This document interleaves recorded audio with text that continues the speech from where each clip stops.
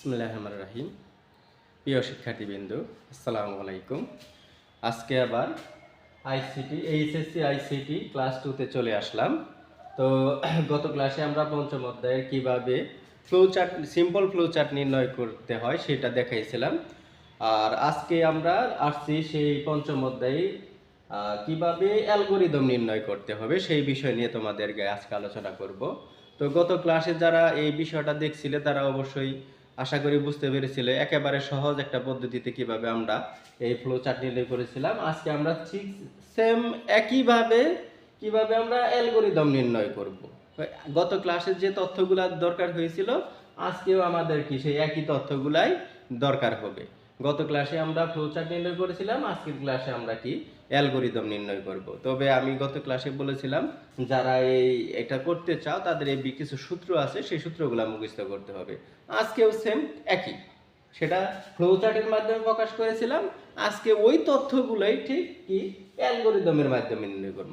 গত ক্লাসটা যারা দেখতে পারো নাই তো দেখে আসো, আর আজকে সেই বিষয়গুলো সুন্দর করে বোঝার চেষ্টা করো। আশা করি খুব সহজে তোমরা কি বুঝতে পারবা। তো একটা অ্যালগরিদমের সাহায্যে যতগুলো সিম্পল অ্যালগরিদম আছে সবগুলাই হবে শুধু একটা ফর্ম দিয়ে। তুমি একটা ফর্ম ভালো করে মুখস্থ রাখবা, ভালো করে বুঝা কভার করে রাখবা, বাকি যতগুলো আছে সবগুলাই তুমি কি করবা ওইভাবে সেট আপ করবা। তো দেখো, এই হচ্ছে সিম্পল অ্যালগরিদম নির্ণয়ের জন্য আমরা যে এই ধাপগুলো অনুসরণ করতে হবে, সেটা ধাপে ধাপে কাজ করতে হয়। অ্যালগরিদমগুলো ধাপে ধাপে, যেমন ধাপ 1, ধাপ 2, যতগুলা ধাপ থাকবে ততগুলা ধাপই তোমাকে লিখতে হবে। এক একটা ধাপের মধ্যে এক এক তথ্য দিতে হবে। তো গত ক্লাসে আমরা যেমন শুরু করেছিলাম যেমন স্টার্ট, আজকে কিন্তু এই কথাটা আমরা বাংলায় লিখতেছি যেমন শুরু করি। এটা তুমি স্টেপ 1 লেখা ইংলিশেও লিখতে পারবা, স্টার্ট হবে। আর যদি কাউ আমি বাংলায় দেবো, আমি বাংলায় তৈরি করে রাখছি, আর তুমি কি করবা, তুমি ইংলিশেও করতে পারবা আর বাংলায় করতে পারবা। তবে যেহেতু আমরা বাংলাটাই বেশি পছন্দ করি অনেকেই, আমরা সেই কারণে বাংলাটাই ব্যবহার করছি। দেখো, ধাপ 1, ধাপ 1-এ কি লিখতে হবে, শুরু করি। তুমি প্রোগ্রামটা শুরু করবা, এটা হলো প্রথম কাজ।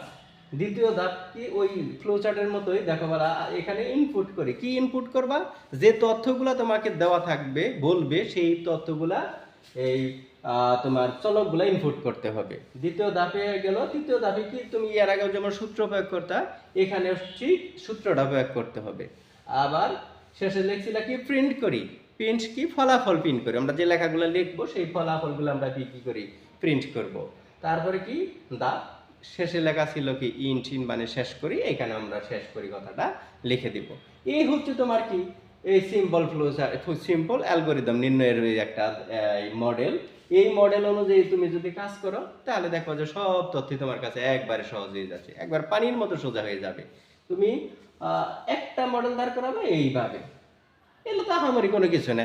এই তথ্যগুলো যদি আমি ক্লাস 5-এর প্লাফানেরও যদি বুঝাই, সেই 5-এর প্লাফানরাও কিন্তু খুব সুন্দর করে ধাপগুলা তারা লিখে দিতে পারবে। আর আর আর তোমরা তো ইন্টারমিডিয়েট বা এইচএসসিতে পড়ো, তোমরা এত অত্যন্ত সহজে এই বিষয়গুলো তোমরা কাজ করতে পারবা। তো দেখো,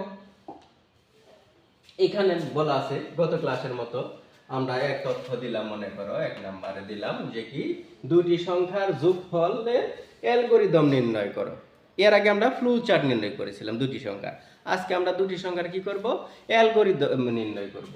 তো দেখো, দুটি সংখ্যার মধ্যে দেখেছিলাম কি, ধাপ 1, এই যে ধাপ 1 দেওয়ার পরে কি লেখা, শুরু করি। এরপরে কি করবা, ধাপ 2, কি লেখা আছে, দুটি সংখ্যার যোগফল। তাহলে দুটি সংখ্যা কি, এ ও বি, গত ক্লাসে আমরা দিয়েছিলাম। তাহলে দুটি সংখ্যা এ ও বি কি করবা, ইনপুট করি। একবারে সহজ ভাষা। এগুলা কি কোনো তোমাদের হিসাবে তো আমার মনে হয় যে এগুলো তো তোমারও পড়াশোনা, এটা অনেক জুনিয়র ক্লাসের পড়াশোনা হওয়া উচিত। তো দেখো, দুটি সংখ্যা বলছে, দুইটি সংখ্যা। যদি 3টি বলতো তাহলে 3টি সংখ্যা ইনপুট করি। 4টি সংখ্যা বলতো 4টি সংখ্যা ইনপুট করি। আমার 2টি বলছে, আমি 2টি দিব, তাহলে এ ও বি। যদি 3টি বলতাম এ বি ও সি, 4টা বলতাম এ বি ও সি, এইভাবে ডি এই পর্যন্ত এবার দিতাম, ইনপুট করি লেখা। তারপরে কি বলবো, দুটি সংখ্যার কি বাই করা হয়েছে, যোগফল। এই দেখো, দুটি সংখ্যার যোগফল নির্ণয়ের সূত্রটা একটু তথ্য দেখো, সূত্রের মধ্যে আসবে সাম। আমরা গত ক্লাসে বলেছিলাম সেটা সাম দ্বারাও কেউ প্রকাশ করে, কেউ টোটাল দ্বারাও প্রকাশ করে। তাহলে সাম equal to a plus b নির্ণয় করি। দুইটা যেহেতু আমি দুইটা যোগ করছি, তিনটা তাহলে তিনটা যোগ করতাম। তো এমনি ভাবে এই পরের ধাপটায় 4 নম্বর ধাপটা কি আসবো, ফলাফল কি করি, লেখালেখি শেষ, ফলাফল প্রিন্ট করি। এরপরে কি করবা, ফলাফল শেষ করি। এই ছিল তোমার কি দুটি সংখ্যার অ্যালগরিদম নির্ণয়ের দুটি সংখ্যার যোগফল নির্ণয় অ্যালগরিদম। তো তুমি যদি চাও, যদি ইচ্ছা করো যে আমি অনেক ভালো রেজাল্ট করবো, তাহলে এগুলো তোমার নোটস করতে হবে, স্ক্রিনশট দাও, দিয়া এগুলা কি করো পড়ার টেবিলে বসো, তাহলেই তো না তুমি এগুলা সহজেই পারবা। এগুলা তো না পারার জিনিস না। আজকে দেখো আমরা এইগুলা দুটি সংখ্যার যোগফলের কথা কইছি, আমরা এই জায়গায় যদি দুটি সংখ্যার যোগফলের কথা না কইয়া ফেরা, আমরা যদি দুটি সংখ্যার গড় বলতাম, গড় সংখ্যা তো দুইটি, তাহলে এ বি ইনপুট করি, দুটি সংখ্যা এ ইনপুট করি। এই শুধু তোমার পাল্টিব কোন জায়গায়, এই দুইটা জিনিস খালি পাল্টিব, উপরেটাও ঠিক থাকবে, নিচের দুটাও ঠিক থাকবে। কমন বিষয়, খালি এই দুইটা কাজ তুমি করবা, একবারে সিম্পল জিনিস। এর জন্য তোমাকে কি করতে হবে, সূত্রটা মুখস্থ রাখতে হবে। তাহলে কয়টা সংখ্যা ইনপুট করবা, দুইটি সংখ্যা ইনপুট করি। দুটি সংখ্যার কি বাই করা হয়েছে, দুটি সংখ্যার গড় বাই করা হয়েছে। তাহলে আমরা কি করি, দুটি সংখ্যার গড় এই জায়গায় আমরা কাজ করি, গড় করি। তাহলে আমরা যে হয়ে গেল যে গড়, গড়কে আমরা কি বলি, এভারেজ। আমরা গত ক্লাসে বলছিলাম। আর এভারেজ নির্ণয় করার সময় কি করতে হয়, এই দুইটা সংখ্যা যেহেতু আমরা কি করব, 2 দ্বারা ভাগ করব। এই আর ভাগের কিন্তু ভাগ এই স্ল্যাশ দ্বারা ব্যবহার করব। কয়টা সংখ্যা, দুইটা সংখ্যা, এখানে কি আমরা নির্ণয় করি। এই হয়ে গেল দুটি সংখ্যার তোমার কি অ্যালগরিদম, দুটি সংখ্যার গড়ের অ্যালগরিদম নির্ণয় করি। ওকে, এবার যদি বুঝতে পারছো তো, একবারে সহজ জিনিস। দুটি সংখ্যা, আর যদি তিনটির কথা কইতো তাহলে a plus b plus c দিয়ে এরা 3 দ্বারা ভাগ করতাম, যেহেতু গড় যতগুলো থাকে ততগুলো সংখ্যা দিয়ে ভাগ করতে হয়। তাহলে এই হলো তোমার কি দুটি সংখ্যার গড় নির্ণয়ের কি অ্যালগরিদম। এখন যদি তোমার মনে করো ত্রিভুজের ক্ষেত্রফল যদি চাই, তো ত্রিভুজের ক্ষেত্রফল নির্ণয় করো। ত্রিভুজের ক্ষেত্রফলের মধ্যে কি থাকে, দুইটা হাফ গুণন ভূমি গুণন উচ্চতা। তাহলে এই ক্ষেত্রেও তুমি কি করবা, এই যে এখানে পাল্টাম দুটি, এখানে ত্রিভুজের, এইখানে আমরা লিখবো ত্রিভুজের ভূমি, ভূমি হচ্ছে বি ও উচ্চতা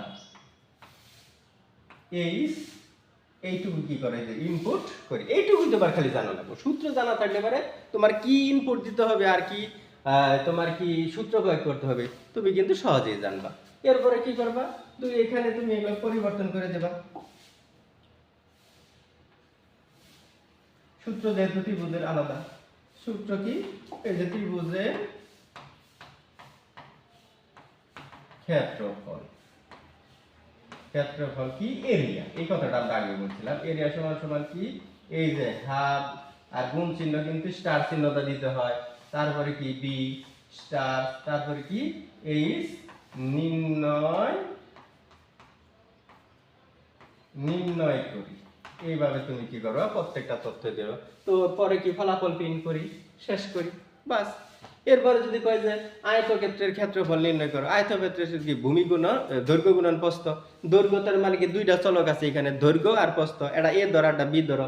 তাহলে এখানে খালি বলে রাখবা কি যে দুটি সংখ্যা ত্রিভুজ, দুটি সংখ্যা কি ভূমি আয়তক্ষেত্রের দৈর্ঘ্য এ এবং উচ্চতা বি ইনপুট করি। তারপরে আয়তক্ষেত্রের ক্ষেত্রফল এরিয়া সমান সমান সূত্রটা প্রয়োগ করবা, এরিয়া। তাহলে সেই ক্ষেত্রে কি হবে, দুটি সংখ্যার গুণফল হবো, তাহলে গুণ চিহ্ন এটা দ্বারা প্রকাশ করবা। এইভাবে যতগুলা তথ্য আসবে এইভাবে তুমি কি করবা, পরবর্তীতে নির্ণয় করবা। কারণ আয়তক্ষেত্র হইতে পারে, বর্গক্ষেত্র হইতে পারে, ত্রিভুজ হইতে পারে, সামান্তরিক হইতে পারে, সমবাহু ত্রিভুজ হইতে পারে, সমদ্বিবাহু ত্রিভুজ হইতে পারে, বিষমবাহু ত্রিভুজ হইতে পারে। তুমি প্রত্যেকটারই কি করো, আগে সূত্রটি মুখস্থ করো। সূত্র মুখস্থ করলে তোমার কাছে ধরা পড়বে যে আমাকে কি ইনপুট দিতে হবে, কি সূত্র প্রয়োগ করতে হবে। এই দুইটা জিনিসই তোমার কাজ সিম্পল অ্যালগরিদমের মধ্যে। তো আশা করি বুঝতে পারছো বিষয়গুলা। এর চেয়ে সহজ ভাষায় তুমি আর কি বুঝবার চাও, এর চেয়ে সহজ কোনো ভাষা আর হইতে পারে না। তোমরা নিজেরাই কি করো, আইসিটিটারে কঠিন মনে করে পড়তে বসো না, আর শুধু ফেল করো, এটা কোনো যুক্তি হয় না। আমার এই ক্লাসটা তুমি কি করো, মনোযোগ দিয়ে দেখো, দেখার পরে তারপরে কি করো, বই নিয়ে বসো, তাহলেই তো সমাধান, সব সমাধান হয়ে যায়। ফ্রি ফ্রি ক্লাস করো, হয়ে যাবে। আর তোমার যে বন্ধুটা গরিব, তাকে একটা লিঙ্ক দিয়ে দাও, সে এইগুলা দেখুক, দেখে এটা তুমি কি করবা, দেখবে সে ওইগুলা করতে পারবো, সে ঘরে বসে সুন্দর করে করতে পারবো, তার জন্য আলাদা কোনো টাকা খরচ করতে হবে না। তো আশা করি বুঝতে পারছো সবগুলা। তো এই আশা করি তোমরা এটা এর পরবর্তীতে এই বিষয়গুলা খুব সুন্দর করে দেখবে, এবং কি ভালো লাগলে বিষয়টা আহ, এই আমার পেজটা ফলো করে রাখবে, যাতে পরবর্তী তুমি এই তথ্যগুলা সহজেই পেয়ে যেতে পারো। তো ভালো থেকো, আল্লাহ হাফিজ।